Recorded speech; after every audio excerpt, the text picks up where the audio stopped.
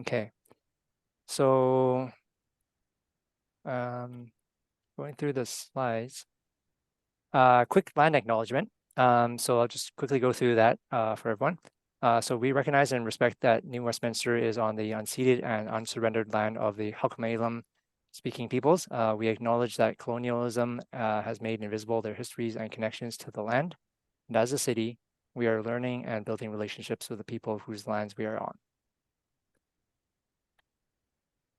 Quick housekeeping meeting guide. So we're going to keep the Q&A session towards the end. So at that time, there's going to be a raise hand function if you have any questions along the way. Also, if you have questions along the way and you can't save it till the end, feel free to type it into the chat box. And then when we get to the Q&A session, we'll work through in order of sequence of what was received in the question box. And then you can see that in the chat box down here for your Zoom interface. And then later, we can start unmuting and having people jump in and speak. Okay, so continuing along.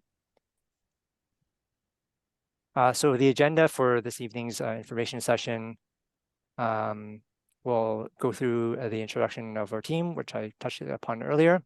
We'll go through the purpose and background, and then going through like what are ACCs and DCCs, how they function in the overview section.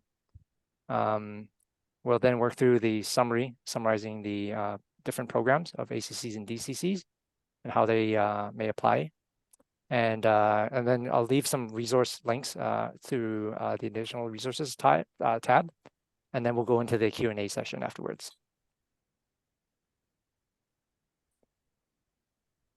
So quickly touching upon, I've got Kwaku and Mike at the city here with me this evening.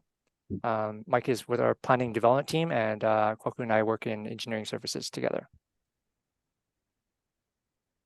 Sorry, I just gotta admit some people in here. Okay, moving along.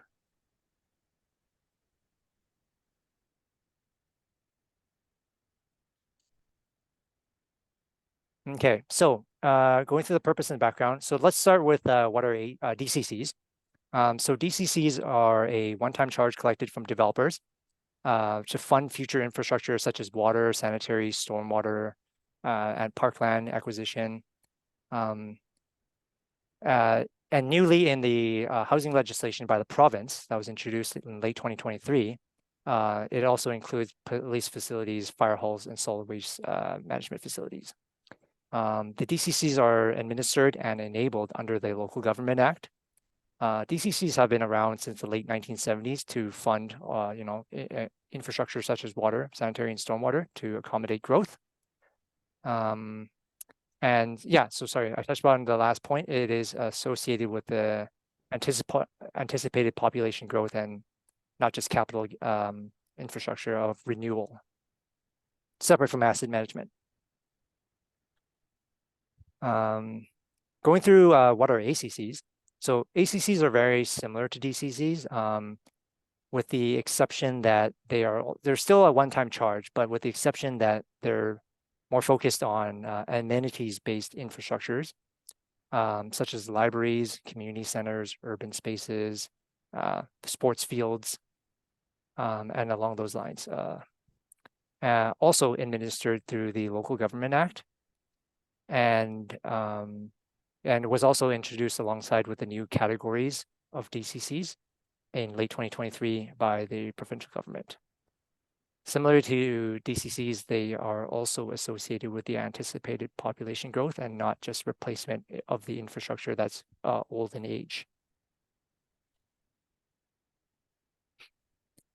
So working along of like, why is the city updating this now? Well, it's in alignment with the province of BC's new legislation,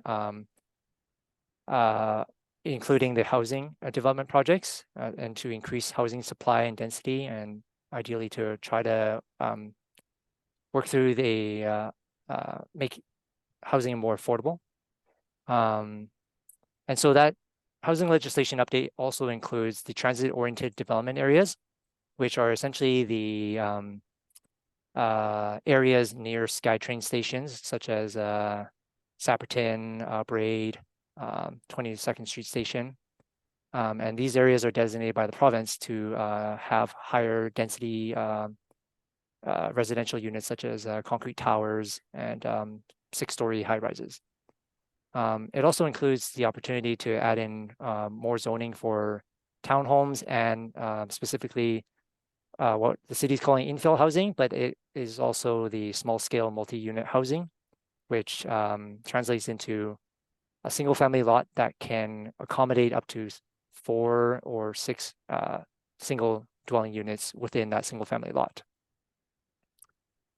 And so, yeah, the idea is that in conjunction with the housing legislation updates, with increase in density, the programs of the DCC, development cost charges, and the amenity cost charges program were introduced to as a source of development financing tool to help pay for the increased anticipated growth of the population as a result of the increase in housing supply to accommodate for the water, sanitary, sewers, roads, and libraries. So going a little bit deeper into the DCC overview, but keeping it high level still.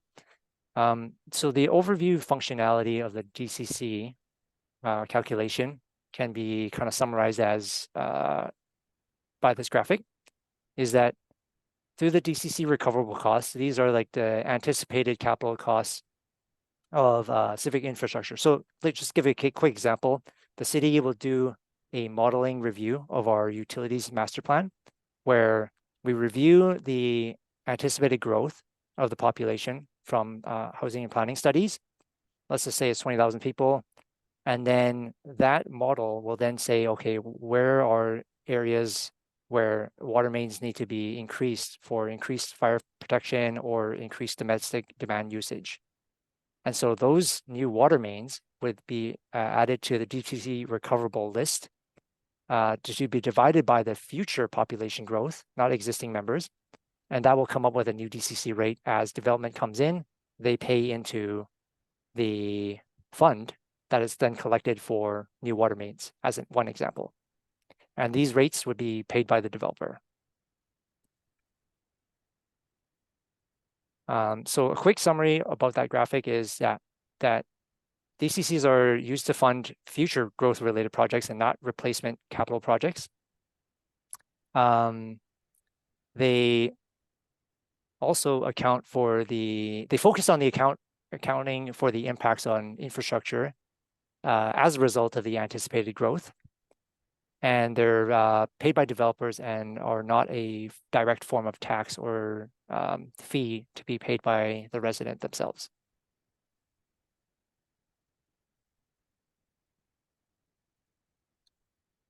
So going into the ACC overview, similar to the comments previously, it's in alignment with the DCCs within a focus on the amenities-based infrastructure. So similar example back then, instead of water main, it would now be a community center or an ice rink or a skate park or some sort, lacrosse field. And same example of that, similar 20,000 people from a population study. Then that would be divided by the total cost anticipated to accommodate that growth. And similarly, this ACC rate would also be paid by the developer alongside with the DCC rate. Quick summary is that, yeah, to focus that it is once again used to fund growth-related amenity projects and not replacing older age community centers. It accounts for the impact on the amenities-based infrastructure for the growth. And it's, just to reiterate, it's paid by developers directly at building permit when they come in for the application and not a direct form of taxation on the resident themselves. So working into the summary, putting the ACCs and DCC together, very similar type of program. One focused on the amenities and one is focused on the development cost charges, which is more water, sanitary, road infrastructure to fund growth-related projects. And so in alignment of why, again, we are updating this at this time is because we are working in conjunction with the provincial housing legislation set by the province to meet certain housing targets. And so to meet those housing targets, we also make sure that we have the infrastructure that would be set in place to be funded accordingly to accommodate the future growth. And just one more time to drive home the point, this is a payment directly at building permit or subdivision for the applicants and developers and not paid by the resident directly. So some additional resources which some of you may have found during our advertisement of this session is on our city website. We can go to the Our City, Our Homes webpage linked here. I can send the link out later too. Is that provides a little bit more information on the small scale multi-unit housing, the TOA areas, or transit-oriented development areas, as it relates to the city's work in the upcoming official community plan update. We also have the city's finance and growth webpage that also includes additional details on ACC, DCC's works and services, and an assortment of other growth funding tools that can work in conjunction with DCCs and ACCs. And with that being said, I will now open up the floor to the audience. I'll check the chat box to see if there's any questions, and then we can go from there if you'd like to raise your hand if there's any further questions or comments.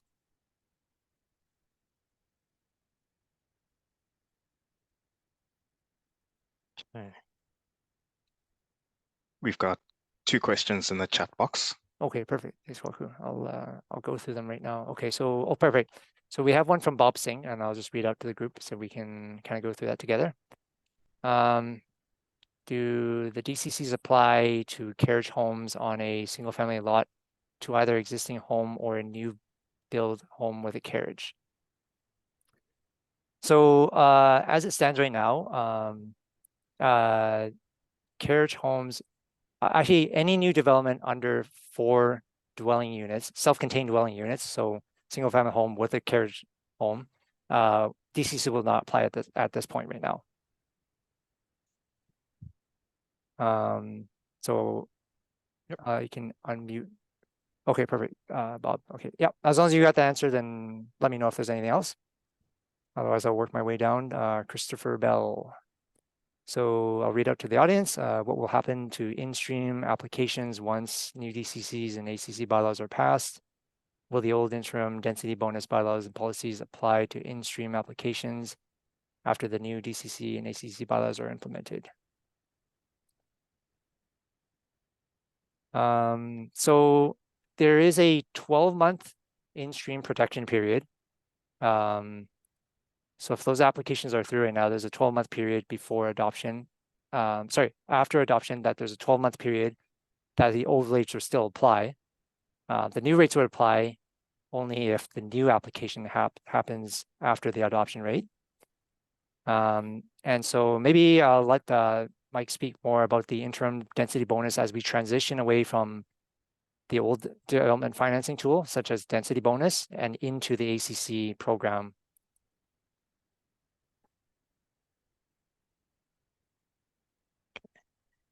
I just gotta give Mike the unmute. Yeah.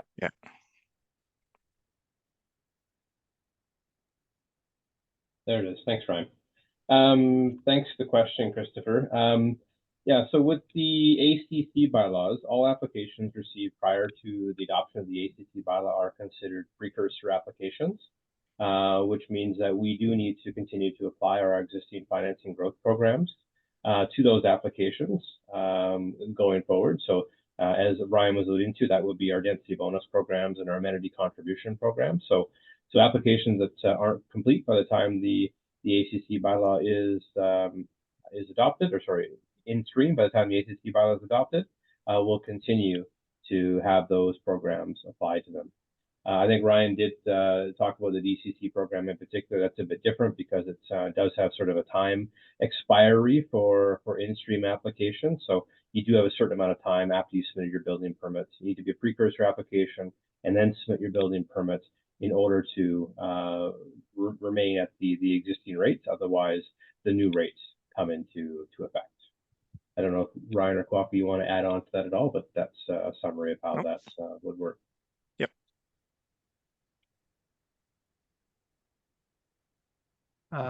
Okay. Works. Yeah, thanks, Mike. And then yeah, Christopher, please let us know if that doesn't help. But I'll work out to your next question.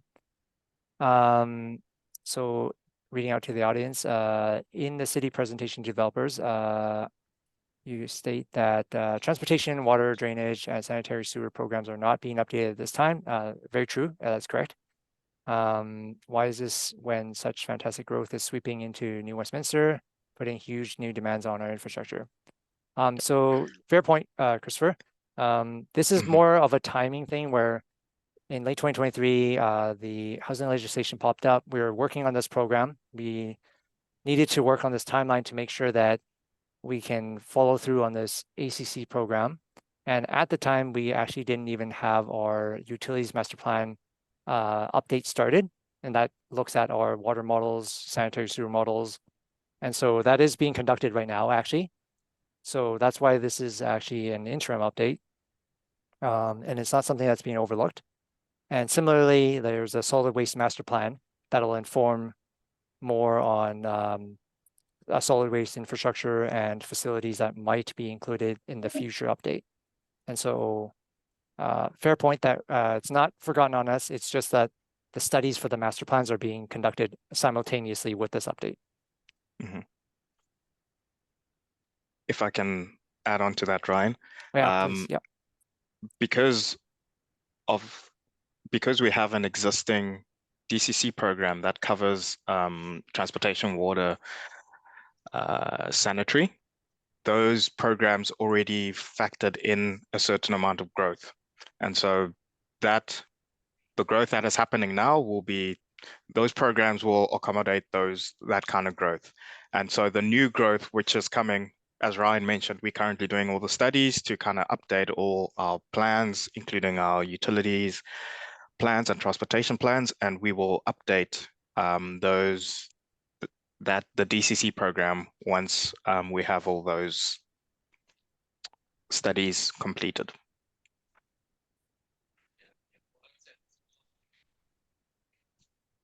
Okay. Okay.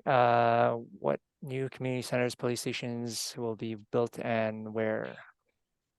So yeah, I can share a little bit more about the project list. We have a few community centers. We don't actually have the locations right now because it's still actually being worked with the planning team, as I understand.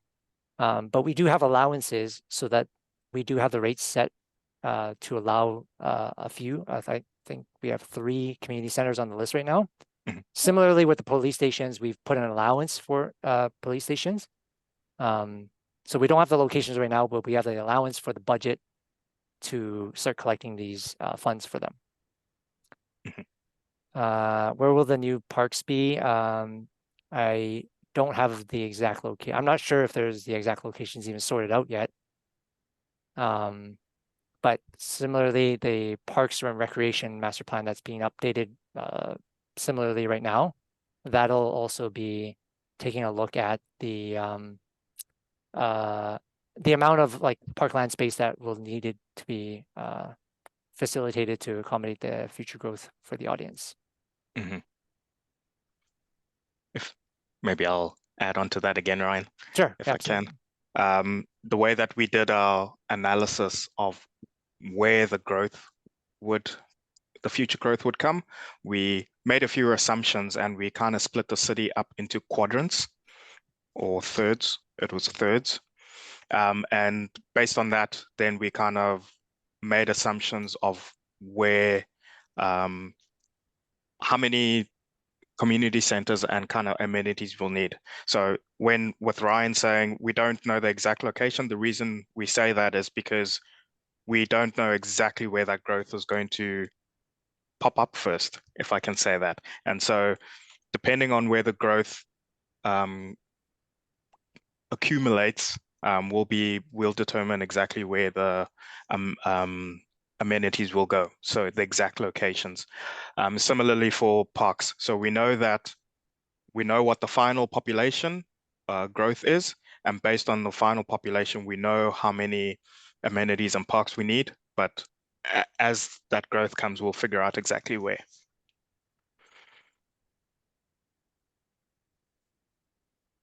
Okay, so sorry, adding to that now. Thanks, Kwaku. Will locations be needed in the bylaw schedules? Not that I understand from previously, that's not something that we would publish. Yep. Will the city release the modeling of the expected growth in various areas and quadrants? I can take that one. Sure. Kwaku, yeah. No, Chris, we won't be releasing that because it's not that it's an assumption, but it's our best guess of where we think the growth will be, and the growth could realistically be anyway. And so I don't think it'll be useful to have that information up there.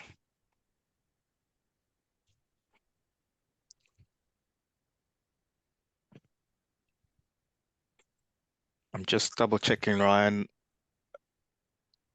Sorry, and I'm just reminding everybody else, if anybody else wants to chime in, please use the reactions button and you can raise your hand and you can unmute and speak. Yeah, thanks for reminding. Yep. Yeah, it doesn't have to be the chat box. Yeah.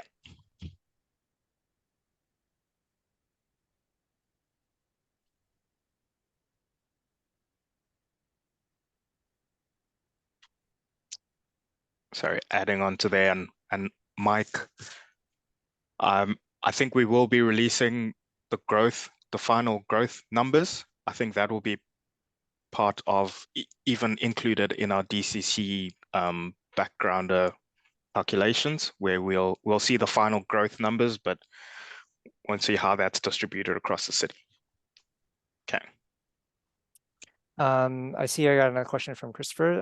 Appreciate the question. So previous DCC bylaws were very specific, project by project basis. Will the new DCC bylaw have specific line items? So yeah, we will have specific line items. Even the ACC bylaw will also have the specific line items of the projects that will be included. So that will be out there. Yes.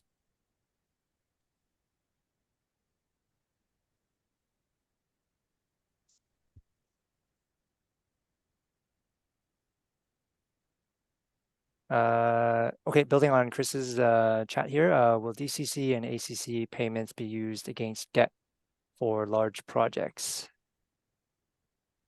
So I can sorry. probably take that. Sure. Yeah. I think the Local Government Act does not allow us to use DCC and ACC payments to cover debt. If it is a large project, I think DCCs and ACCs will be one contributing factor. That will be the proportion that goes into a large project, and however else the rest of the project is funded will make up the other mix. So it'll be probably ACCs, DCCs, and debt, and taxes, property taxes, and capital funding.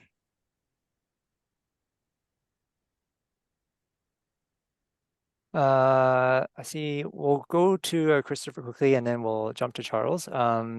So I thought DCC park payments are paying the pure park debt. Is that not correct? I'm going to have to lean on either Mike or Kwaku on the background of this. This might be one that we'll probably have to get back to you, but sure, from my understanding, I don't think it is, but we'll double check. Yeah, absolutely. We can take a look into that. I'll jot this one down. I'll jot all the questions down actually, but that one I'll jot down and say we'll get back to you.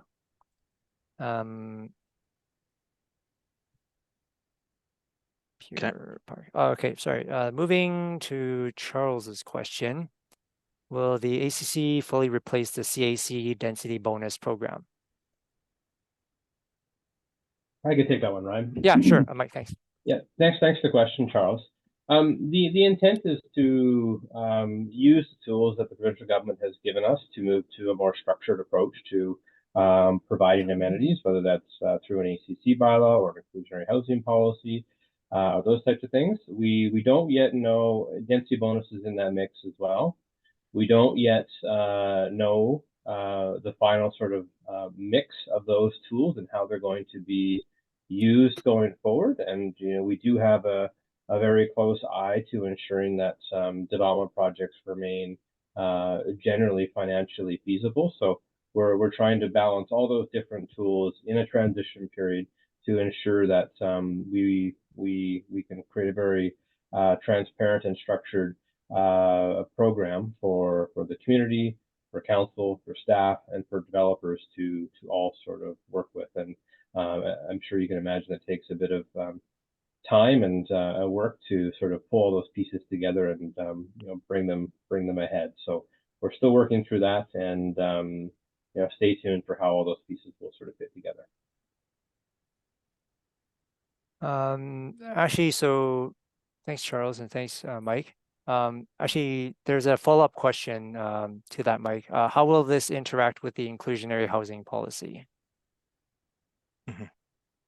Yeah, I think I kind of addressed that, Ryan. Okay, the inclusionary housing Yep. policy is in the mix of all those different tools, and they all need to be balanced and brought forward in a comprehensive way.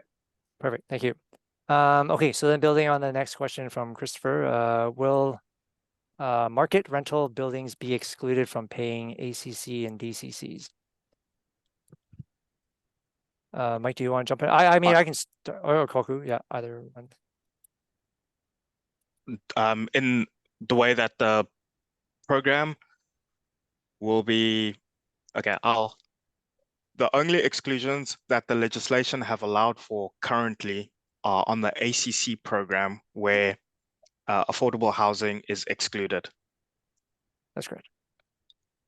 In our current program that we currently have for DCCs, we do not exclude market rental. And so in this interim phase, we'll continue this practice and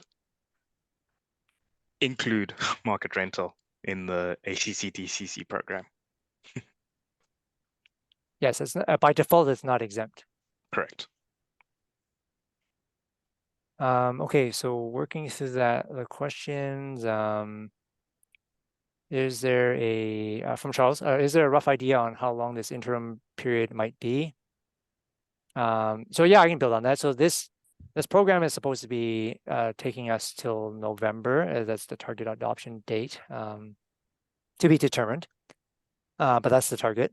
So then shortly after that, when the utilities master plan, as we're conducting right now, and the parks and recreation master plan, and along with the solid waste master plan, when these items come in with their recommendations on the new population growth, the new infrastructure to accommodate the new population growth, then that will be incorporated to the next program, and that might last another year. So high level, it might be another year out of using this interim program, 1 to 2 years from out here. We have a question from Bob. So both ACC and DCC do not apply to 4 units or less. Is that correct? Or is it less than 4? So with DCCs right now, specifically from the Local Government Act, it's they don't apply to units with less than 4. Yeah. Not inclusive of 4. And for ACCs by default, that exemption actually doesn't apply. Further to what Corey was saying is that ACC's exemption is mostly focused on prescribed classes of affordable housing, and it doesn't have this dwelling unit consideration for an exemption. Moving on to Christopher's question. Tell me more about the council's ability to determine that a project would not have to pay ACCs or DCCs. I think initially right now, following through the Local Government Act, we have the standard exemptions, which some of it for DCCs is the less than 4 dwelling units as one. In ACC's case, it's prescribed classes of affordable housing. If in the future, and maybe this might touch upon the council's ability, is we bring forward a consideration for council to consider and review a waivers and reductions bylaw, that might be the opportunity of when certain housing forms or development might not have to pay ACCs or DCCs, but that hasn't been developed at this point. Maybe adding on to there, so council will have the ability to influence the bylaw, the waivers and reductions bylaw. And once they set that bylaw, that will obviously be applied to all the projects coming through. So council, based on the policy, will dictate what ACCs and DCCs are charged on a project by project basis. Okay, so then building on Bob's question, so ACCs wouldn't apply to a home, suite, and carriage house as with the DCC before.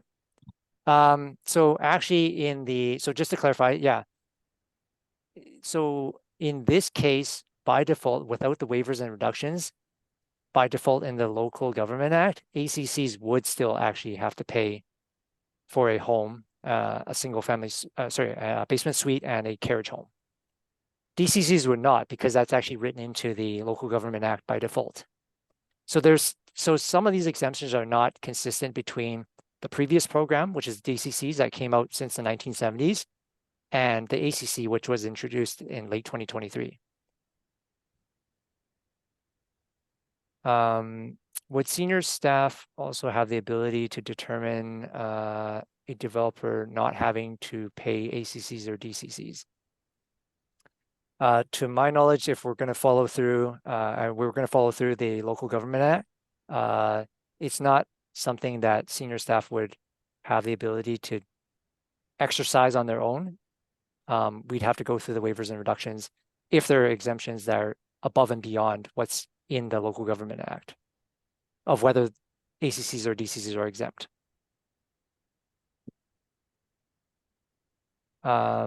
Where are the ACC amounts?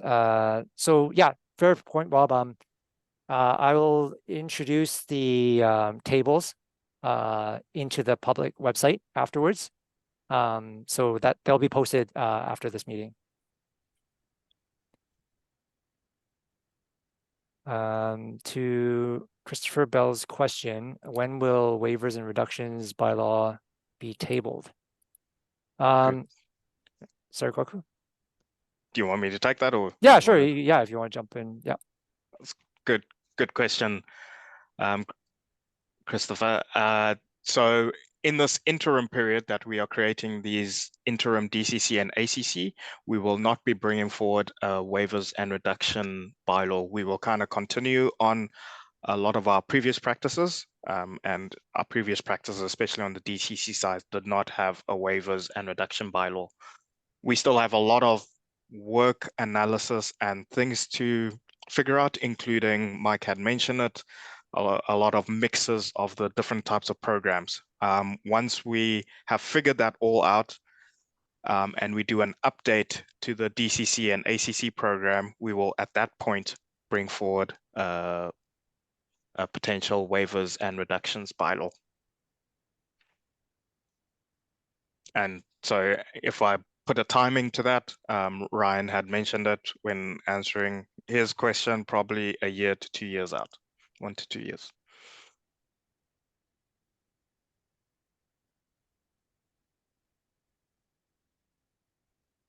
Okay, looking back at the checkbox amount,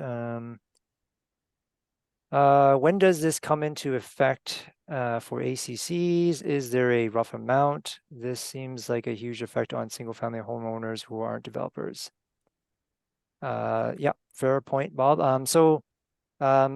Target anticipated date right now, depending on some timing with the Inspector of Municipalities with the province.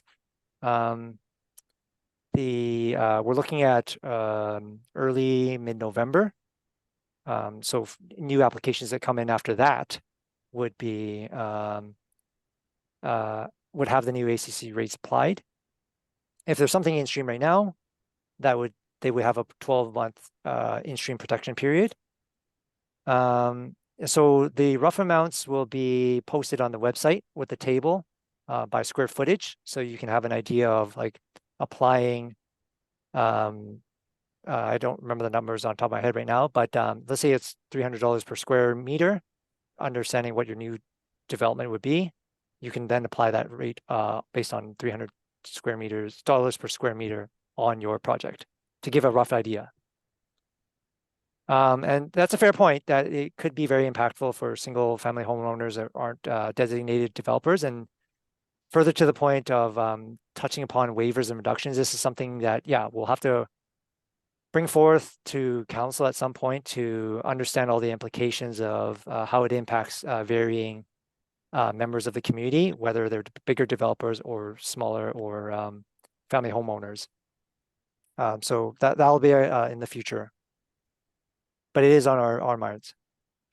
So going to Christopher's next question, where do I find the current policy on waivers and reductions? So currently right now that we don't have a waivers and reductions at all. So there's no information on that right now. So it's something that we'll have to bring forth to council and understand the implications before building a bylaw out of it, if it's considered to be a future bylaw.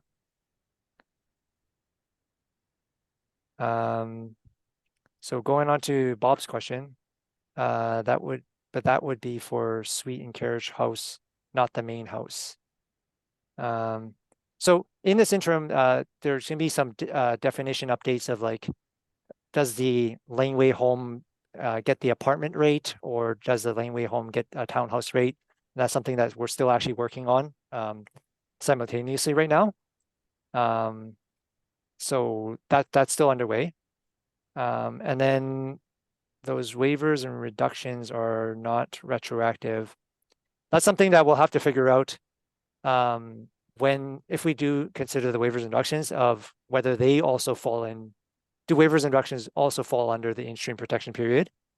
And because that's not built into the Local Government Act by default, it's kind of subject to working with council on how they want to move forward. Square footage for the suite and carriage house, not the main house. Oh, sorry, yeah, that's an update. Yeah, so building on that, that's something that we'll still need to work on in terms of the definitions within the bylaw. Moving on to Christopher's question. So in the end, will developers be able to say ACCs and DCCs are too expensive and be relieved of the bylaws ACC and DCC costs?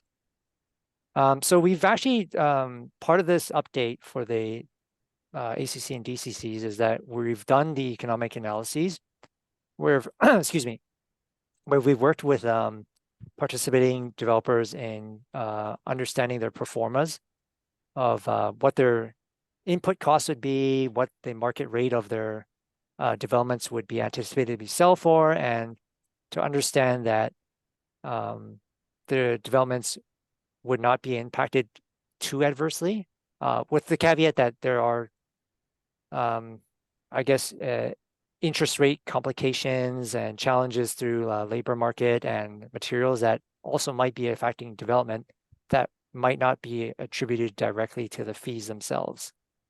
So that's still a review that's we recently conducted. Maybe if I can add to that, Ryan. Sure. Because ACCs and DCCs will be bylaws, developers will not be relieved of them. They have to follow the bylaw.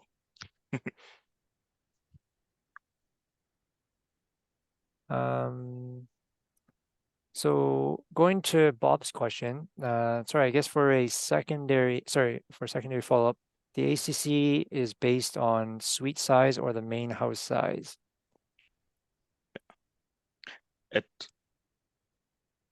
If I can Oh, sure. answer Okay, that go on, one jump in, again, Ryan. Bob, I think it will be dependent on which one you are building new. So if you're building a new, if you're building a new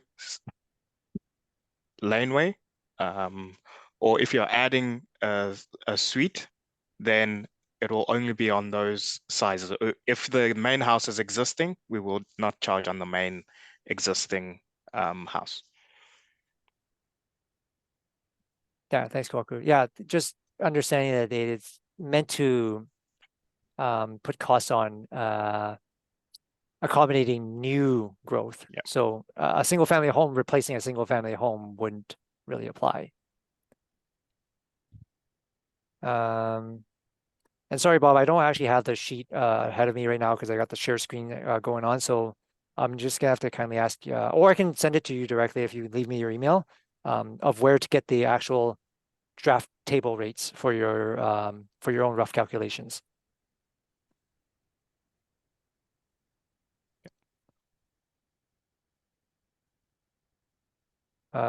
So building on that, a single family home replacing a single family home is new growth. So yeah, sorry, I clarified that. So to Kwaku's point, if you have a single family home replacing a single family home, that is not new growth. If you have a single family home right now and you replace it with a single family home with a dedicated basement suite and a laneway home, the laneway home is brand new and the dedicated basement suite for a separate family would also be new. So those two would be paying, but not your single family home to your single family home square footage.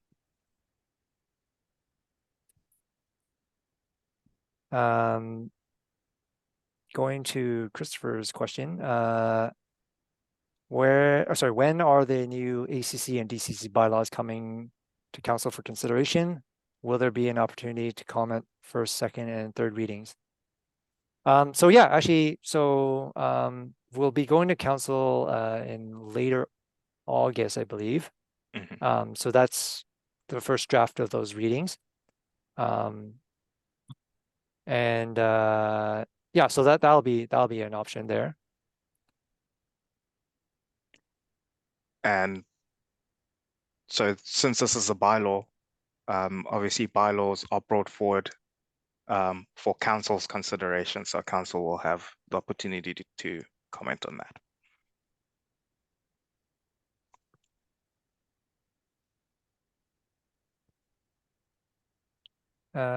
Okay, so will there be a staff report summarizing all the developer and public input? Yes, there will be. And we'll also have a background report submitting this also to the ministry for their review too, for the DCCs. Mm-hmm. Also, there'll be obviously this recording that will be And yeah, added absolutely. onto the website. Yes, this is fully recorded and I'm going to mark down all our questions here. So this will also be transcribed. Mm-hmm.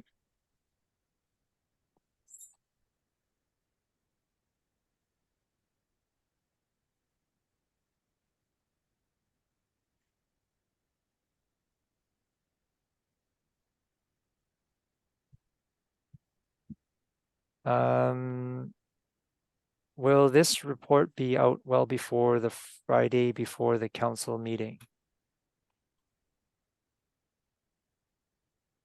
So Think about the timing here. Sorry, Coco. yeah, we're going to be following our normal council report timing, and I believe it will be out for the public the Friday before the council meeting. Obviously, council members will get it before, so that's our standard practice.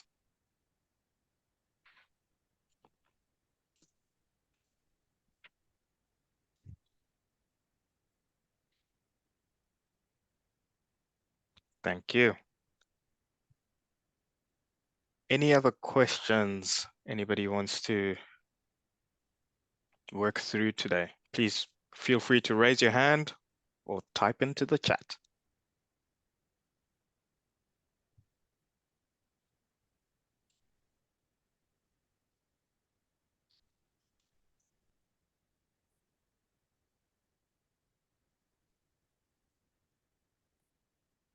Okay.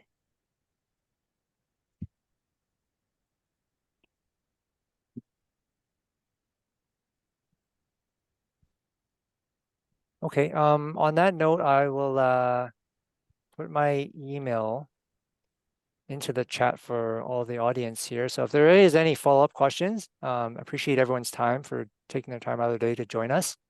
I left my email there. Any further questions along the way, feel free to email me, and then I will work on getting our tables of rates out there for those that want to run some rough calculation numbers for themselves.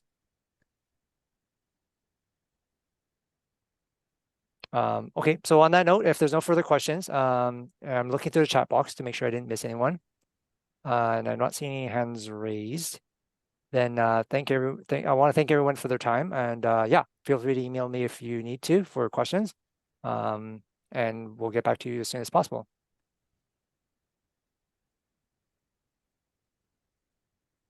Okay, thanks everyone. Thank you.